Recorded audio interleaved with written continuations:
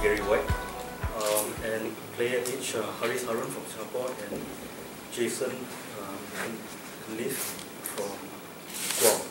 Yeah. So can we have the first question for the floor, please? For Coach Burn, how important is it to get a positive result? After the last game, a defeat, and generally the results haven't been too good. How important is it to get a good result? Yeah, you're absolutely right. Result hasn't been so good in Thailand because we are looking for a better result after our exit, Suzuki Cup exit.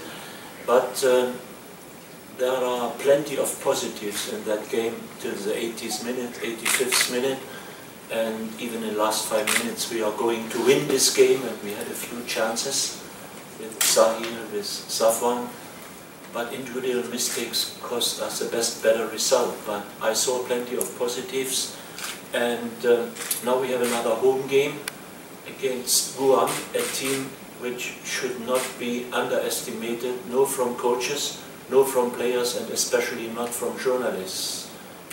That's very important to tell. If you see the results they made, the way they play, it will be a very difficult task for us to make another good result. We are going to win this game, of course, but it will be difficult. It's not easy to beat that team. Just would like to ask the Guam coach. I mean, this is the first time I believe Guam is playing Singapore and perhaps the Southeast Asian team. So what is your purpose in having this exercise, this friendly game against Singapore this time?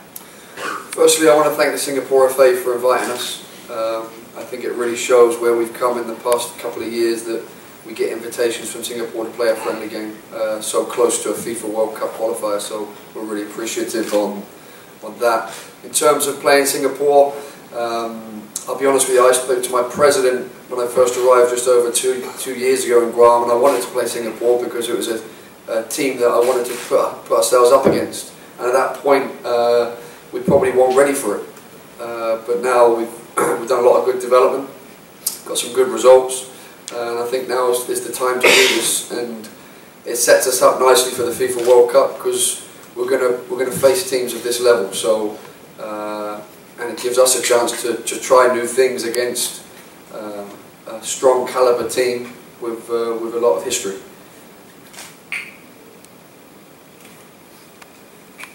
Coach, for Mr. Burn, in terms of injury updates, can you update us on injuries? Will the likes of Bai, Sharil Ishak, who missed the last game, the likes of Madhu, will they be playing in this game? Yeah, there are a lot of players missed, and we saved Hassan and Bai Haki and Madhu, and still Shadan is out, and we will have a medical decision tonight after our last training session, and I hope we can use Sharil, we can use for tomorrow's match even by Haki. It's a little bit difficult with Madhu, who is still not with the team because of food poison, and he has some problems, and we need strong players, fit players for tomorrow's match. Coach, will you be making many changes to the team then, compared to the one who played against Thailand? It's there won't be many changes. We are not testing now, and this is the last chance for us before the World Cup qualification, and I believe in that team and in those players, and I did not many stars oversee in our S-League. I think we should not have so many changes, and it's not time for testing, and we want to have a good performance. We want to confirm what we did in Thailand, not against a makeshift team, against a strong team, against the Suzuki Cup winner, and we have to confirm that, and we are going to have a good match tomorrow at Jalan Basar. Well, back to Guam coach, you mentioned earlier just now that in the past few years your team has picked up good results, especially in the East Asian Cup qualifying. So how much has this improved results over the last couple of years since you took charge, given the team a lot of confidence to take on opponents from different parts of Asia? Well, we're a population of 200,000 people, so it's always difficult to have a strong pool of players, and in the past there was never that belief. I think what we've done in the past 2.5 years is install belief that if we're going to play football, let's go and play football rather than just trying to sit back and hope for the best and try to keep the scores low. I don't see that as any purpose at all. You might as well not bother playing. So we've changed the belief that we're going to go out and try to win the game. And you'll be surprised on just switching a belief in players what you can get out of them. We're still missing a couple of our starting players. LA Galaxy star AJ Delegaza didn't come with us, but it gives some new players an opportunity to be looked at. So yeah, we're looking forward to the contest. Gary, you guys achieved results that are comparable to what Singapore has, for instance against Hong Kong and Macau. You must believe that you can beat the Singapore side, yeah? I wouldn't be here if I didn't think we could win. I mean, why would we travel and bring players 30 hours on a plane? You know, a lot of our players are based in the US. That's a hell of a journey to make if we didn't think we could win. So yeah, of course, that's why we're here. I'm sure that's what the coach wants too, is a competitive game for the fans and a competitive game for him, so he can see what weaknesses or strengths he has to prepare himself for the World Cup. Yeah, I mean, a lot of Singapore have no idea what Guam brings to the football pitch. How would you describe the way your boys play? Very physical, very organised, and play as a team. You know, they're very together. The Guam culture in general is a very family-orientated culture, the Chamorro culture, and they're very proud people, and they're fighters. And now with that mix, compared to before where we didn't have maybe the technical and tactical nous to play at this level, we now have that, so it's a nice combination. Do you have questions for the players?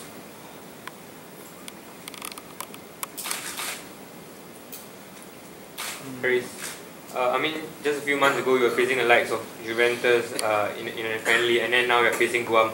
How do you find the motivation to perhaps tell yourself that you need to be playing at the top level, at your maximum? I think it's an international game, so you have to treat it like every game that you're preparing for. You don't take anything light or easy in these kind of games. You prepare as well as how you prepare for a game against Juventus or any of the big teams. So for us, especially with the run of results that we have had, we have to set things right.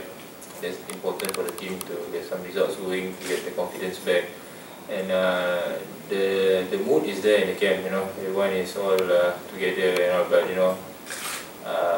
it's nothing like getting results in real competitive games. So I think the confidence will start to come, you start to score goals, start to get results, and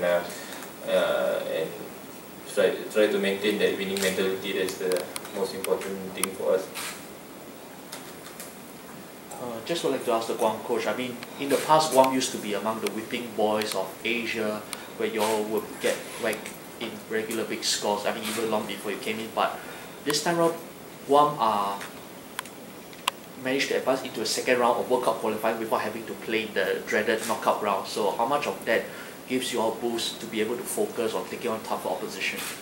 Before there was cars, we had to walk, so it's all part of the development. It doesn't happen overnight. It takes time, but we're on an upward direction. The program's on an upward direction. Everything from the senior national team to our national academy, to our training centres. We're on an upward track. So this is just the next step in that development. We have time for the last couple of questions.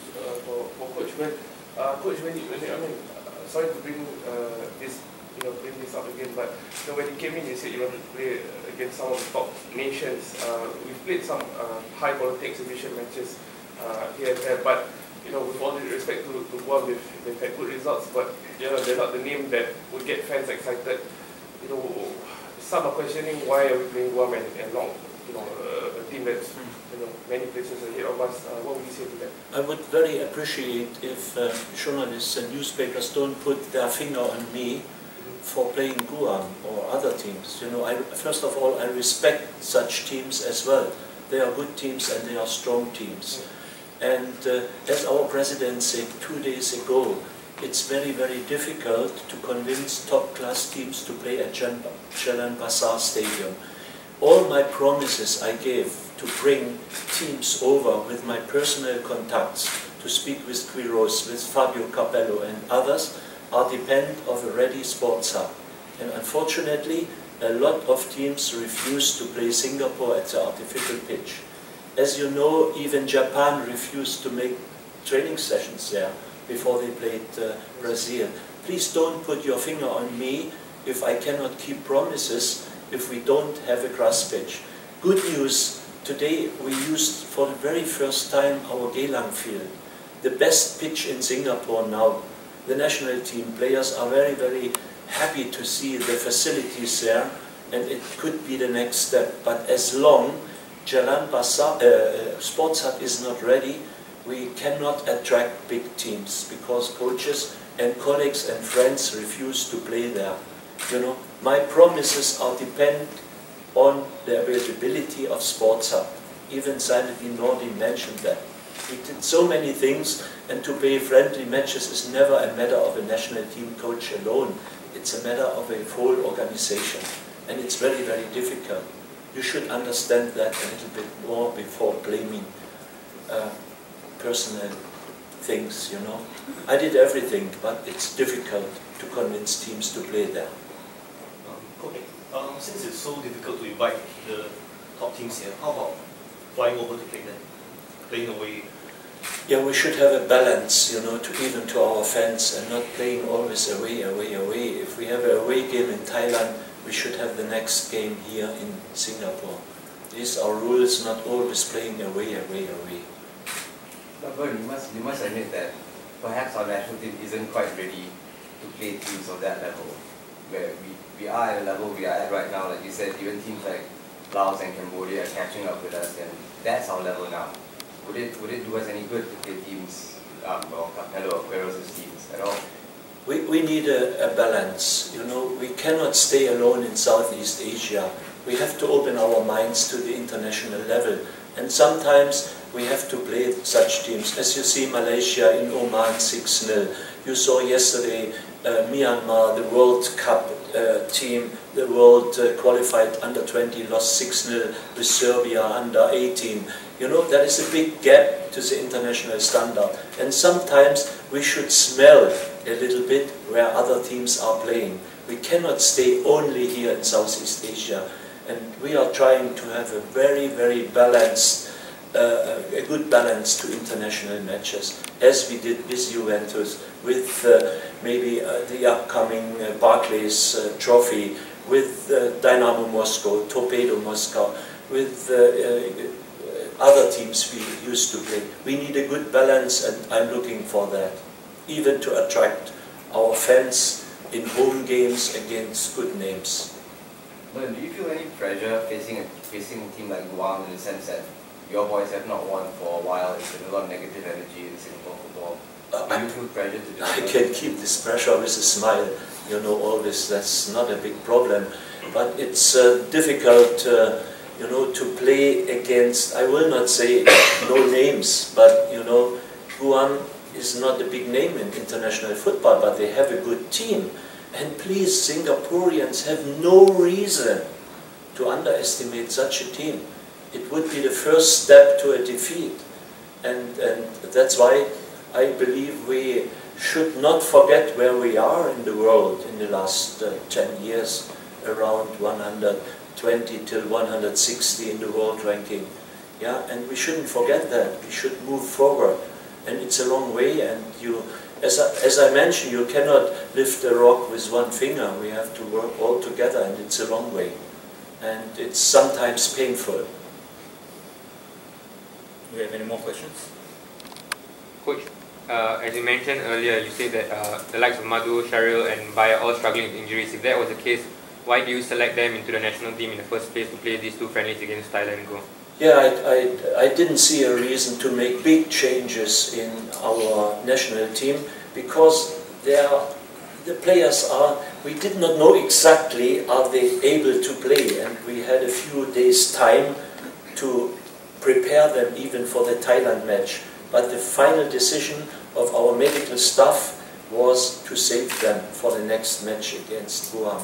That's why we did not overload our team. We are there with 20 players, and you know, finally for the World Cup qualification, I depend on players like Hassan and Baihaki and Sharil and Madhu and Shadan, all of them. They are part of our team, and you know, this national team shouldn't be a time cinema where everybody is coming and going as he wants.